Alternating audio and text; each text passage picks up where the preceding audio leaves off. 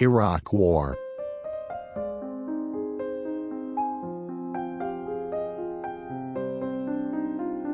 The Iraq War was a protracted armed conflict that began in 2003 with the invasion of Iraq by a United States-led coalition that overthrew the government of Saddam Hussein. The conflict continued for much of the next decade as an insurgency emerged to oppose the occupying forces and the post-invasion Iraqi government. The conflict continued for much of the next decade as an insurgency emerged to oppose the occupying forces and the post-invasion Iraqi government. An estimated 151,000 to 1,033,000 Iraqis were killed in the first 3 to 4 years of conflict. United States troops were officially withdrawn in 2011. However, following the spread of the Syrian civil war and the territorial gains of the Islamic State of Iraq and the Levant, ISIL, the Obama administration decided to redeploy United States forces to Iraq in 2014. Many former soldiers are employed by defense contractors and private military companies. The United States became re-involved in 2014 at the head of a new coalition. The insurgency and many dimensions of the civil armed conflict continue. The invasion occurred as part of the George W. Bush administration's war on terror, following the September 11th attacks.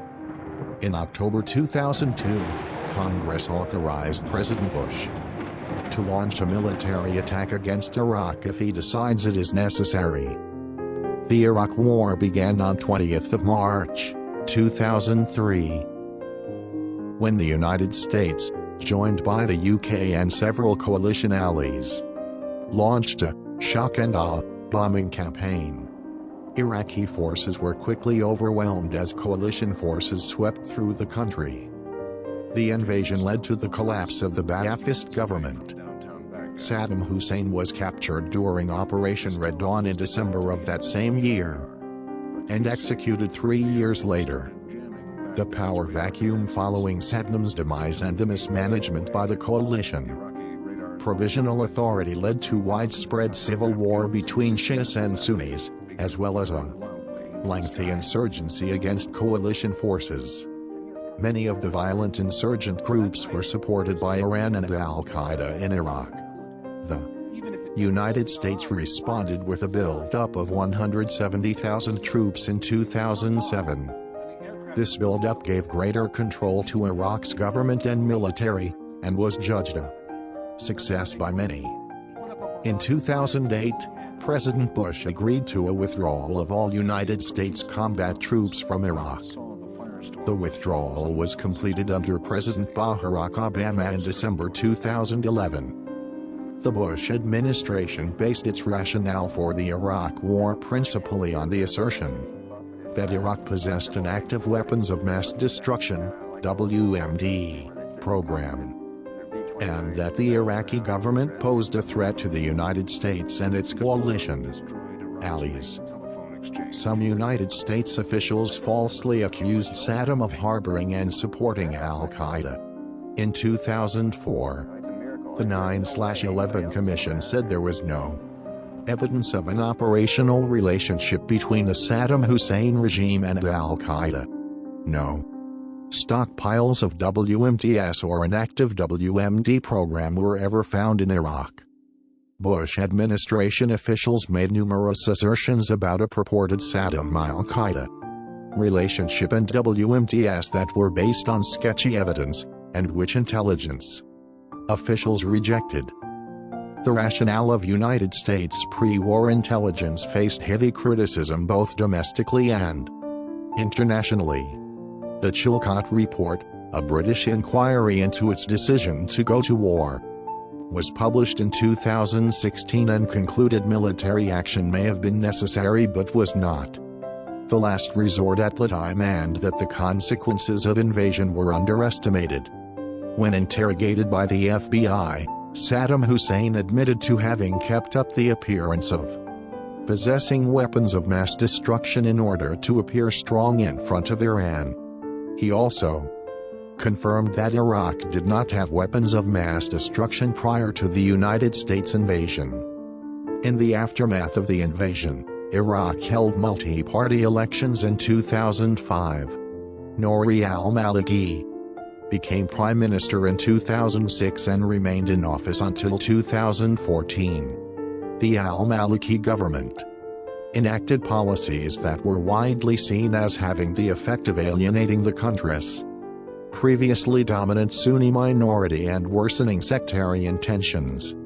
In the summer of 2014, the ISIL launched a military offensive in northern Iraq and declared a worldwide Islamic Caliphate, leading to Operation Inherent Resolve, another military response from the United States and its allies.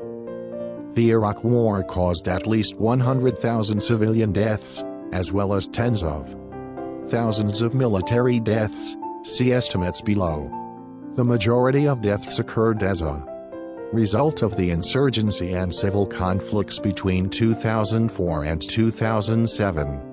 Subsequently, the Iraq-ISIL War of 2013 to 2017, which is considered a domino effect of the invasion, caused at least 155,000 deaths, in addition to the displacement of 5 million people within the country. Strong international opposition to the Saddam Hussein regime began after Iraq's invasion of Kuwait in 1990. The international community condemned the invasion, and in 1991 a military coalition led by the United States launched the Gulf War to expel Iraq from Kuwait. Following the Gulf War, the United States and its allies tried to keep Saddam Hussein in check with a policy of containment. This policy involved numerous economic sanctions by the UN Security Council, the enforcement of Iraqi no-fly zones declared by the United States and the UK to protect the Kurds in Iraqi Kurdistan and Shias in the south from aerial attacks by the Iraqi government, and ongoing inspections to ensure Iraq's compliance with United Nations resolutions concerning Iraqi weapons of mass destruction. The inspections were carried out by the United Nations Special Commission, UNSCOM. UNSCOM, in cooperation with the International Atomic Energy Agency, worked to ensure that Iraq destroyed its chemical, biological, and nuclear weapons and facilities. In the decade following the Gulf War, the United Nations passed 16 Security Council resolutions calling for the complete elimination of Iraqi weapons of mass destruction. Member states communicated their frustration over the years that Iraq was impeding the work of the Special Commission and failing to take seriously its disarmament obligations. Iraqi officials harassed the inspectors and obstructed their work, and in August 1998 the Iraqi government suspended cooperation with the inspectors completely, alleging that the inspectors were spying for the United States. The spying allegations were later substantiated. In October 1998, removing the Iraqi government became official United States foreign policy with enactment of the Iraq Liberation Act. The act provided $97 million for Iraqi democratic opposition organizations to establish a program to support a transition to democracy in Iraq.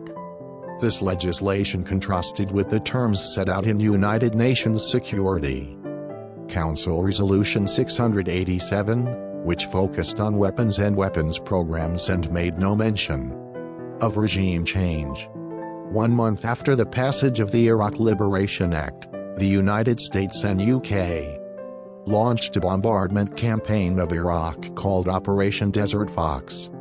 The campaign's express rationale was to hamper Saddam Hussein's government's ability to produce chemical, biological, and nuclear weapons, but United States intelligence personnel also hoped it would help weaken Saddam's grip on power. Following the election of George W. Bush as president in 2000, the United States moved towards a more aggressive Iraq policy. The Republican Party's campaign platform in the 2000 election called for full implementation of the Iraq Liberation Act as a starting point in a plan to remove Saddam. Little formal movement towards an invasion occurred until the 11 September attacks, although plans were drafted and meetings were held from the first days of his administration.